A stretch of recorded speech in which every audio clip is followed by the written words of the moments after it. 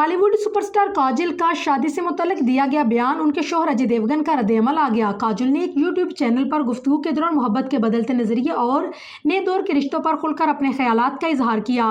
ट्विंकल खन्ना ने काजोल से पूछा कि क्या शादी की कोई एक्सपायरी और तजदीद का ऑप्शन होना चाहिए। इस पर काजोल ने इतफाक किया, जबकि ट्विंकल खन्ना, विकी कौशल और कृति सेनन ने इस बात पर इख्तलाफ किया। इस मौके पर काजोल ने वजाहत देते हुए कहा है कि मैं बिल्कुल ऐसा ही समझती हूँ। आखिर क्या जमानत है कि आप सही वक्त पर सही शख्स से शादी करेंगे। तजदीद का ऑप्शन होना मुन्तका बात है और एक्सपायरी डेट तो होगी, क्योंकि ज़्यादा तकलीफ इंसान को बर्दाश्त ना करनी पड़े। बाद अजय देवगन ने एक अलग इंटरव्यू में कहा कि मेरा ख्याल में मोहब्बत के मानी वक्त गुजरने के साथ बदल गए हैं। अब ये एक मामूली और आम सी चीज़ बन गई है। अब मोहब्बत पहले जैसी नहीं रही।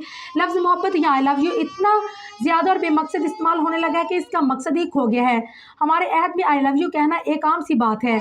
अब लोग इस लफ्ज़ की गहराई को नहीं समझते।